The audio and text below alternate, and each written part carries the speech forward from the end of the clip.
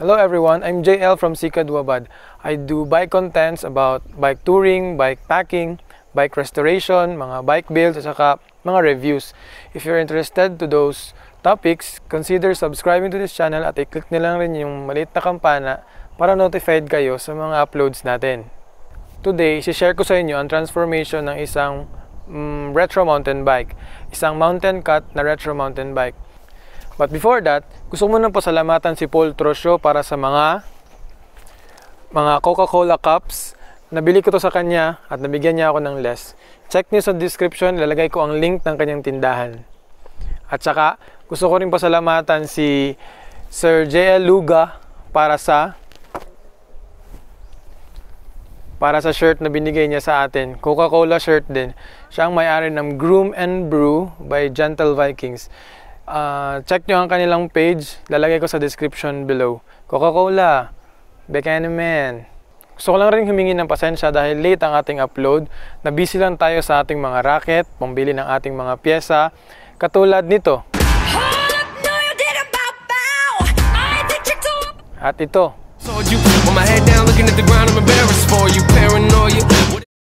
Nagpuproduce rin tayo ng mga video, ng mga pre-debut, or mga dance video. So, if you're from Davao at interested kang magpagawa ng video, just PM me. Lalagay ko rin ang aking Facebook account sa description. So, tara na. Simulan na natin ang transformation. In 1, 2, 3. Okay na siguro to. Start na tayo. This is the retro mountain bike na nakuha natin. Isang Panasonic mountain cat, chromoly steel, na kailangan ng full attention para ma-restore kasi medyo crack na ang mga paints and mga stickers nito. Kaya we plan to repaint it.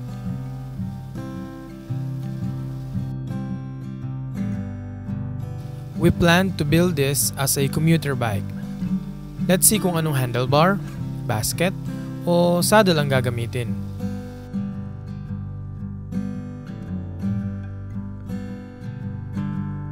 Tara, baklasin na natin.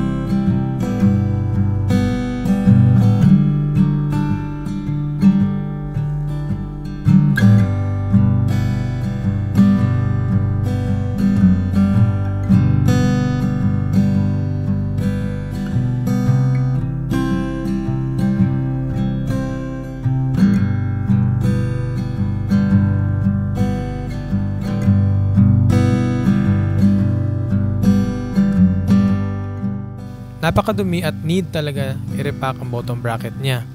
At ang headset, need na rin i-repack. I-regrease natin ito mamaya.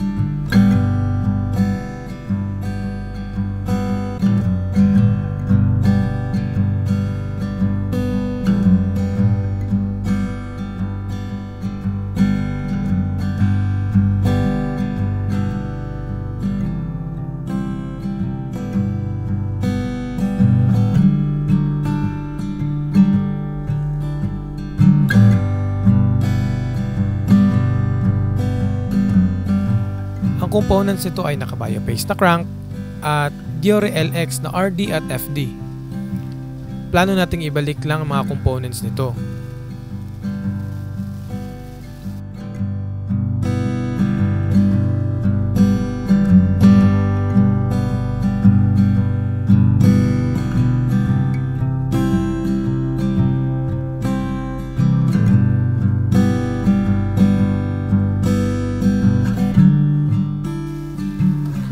brakes and shifter, medyo makunat na ang plastic. So siguro maghahanap na lang tayo ng thumb shifter na 3x7 speed.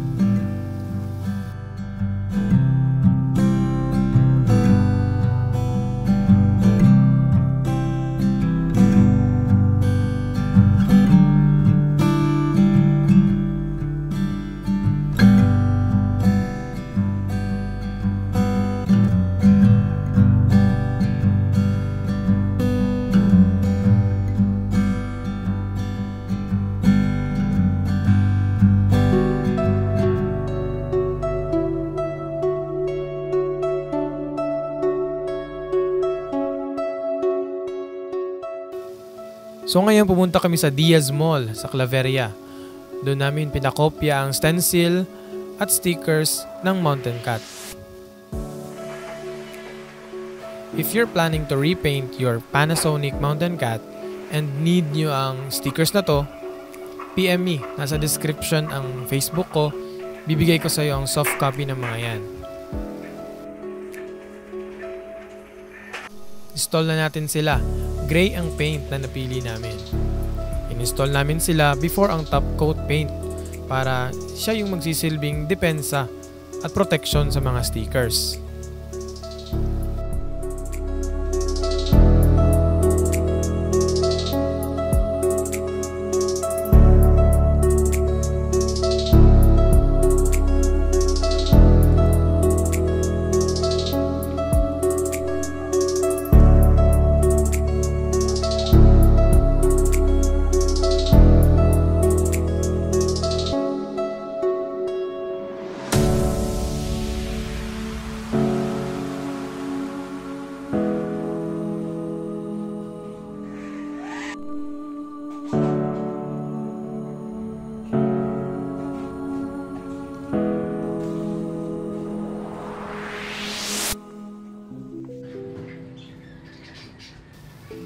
Assemble na natin. Huwag kalimutan ang mga grasa. All black parts ang plano sa build na to. Kaya pinalitan namin ng Diacompe na oversized headset na black.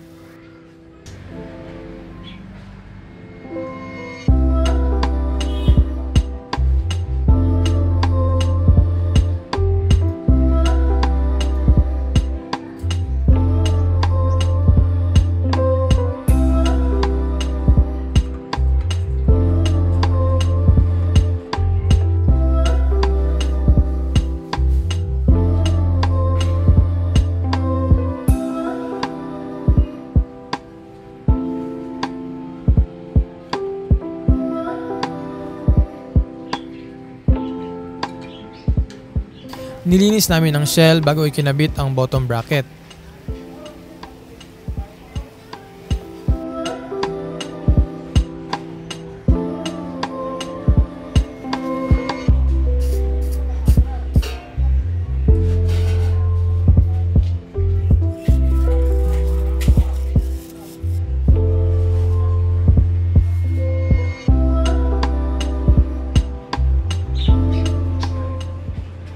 At syempre, huwag kakalimutan yung grasa.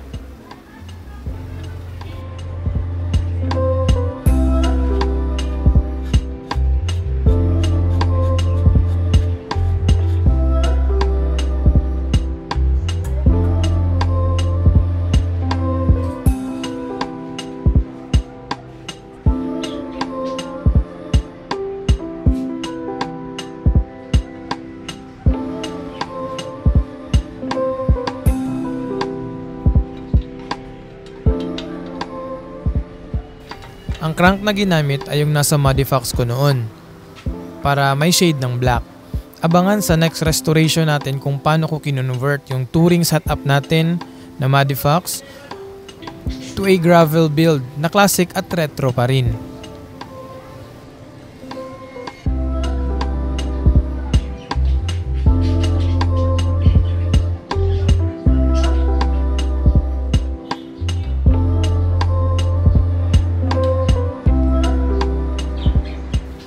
As is lang sa wheel set. Naghanap kami ng rims na itim pero magagasgas lang din naman ng mga rim brakes. So kaya we decided na ibalik na lang ng silver na rims.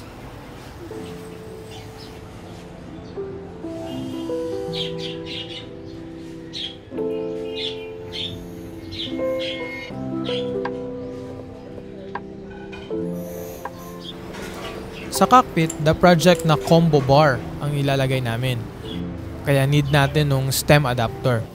Ganda ng back swift ng handlebar na to. Napaka-relax.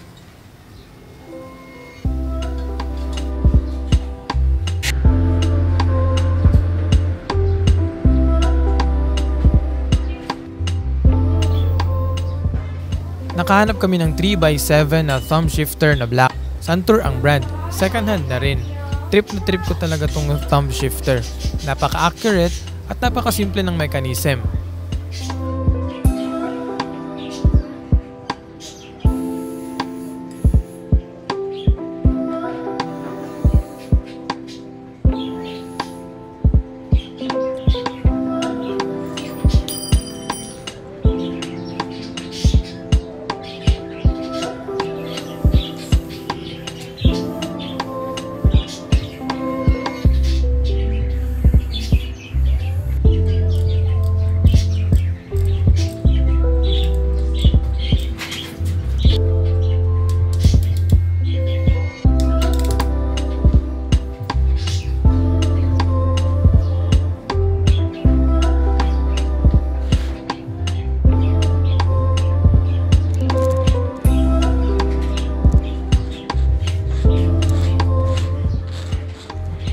Long grips na nabili lang namin sa Shopee.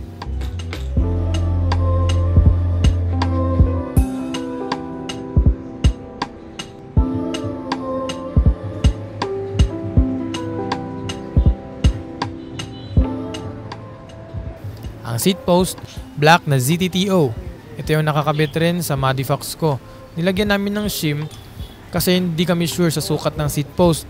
Maluwag kasi siya sa 28.6. Kaya nilagyan na lang namin ng shim. At ang saddle na nilagay, Brooks na B17 leather. Nabili namin to ng second hand sa pinakagwapong may-ari ng The August Portfolio, si Sir Jiro Salvador. Shoutout sa iyo, idol.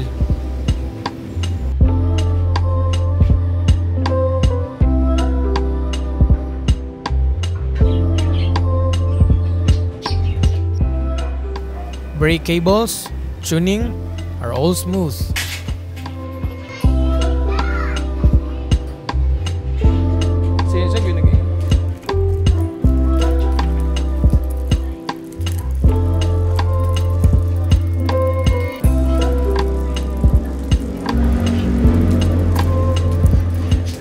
MKS MT Light na pedals para sure na matibay at formang retro pa rin.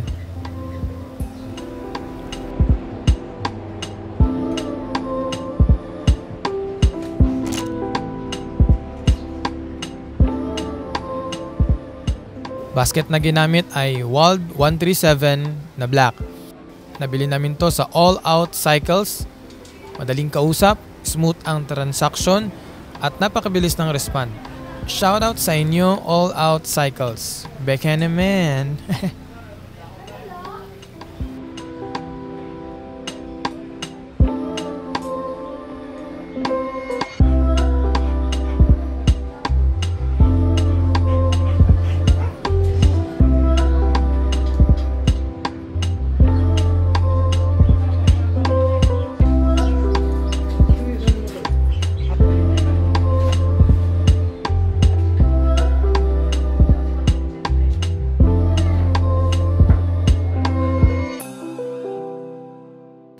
So na-test ride na namin to sa last upload namin. Here are the clips and test ride.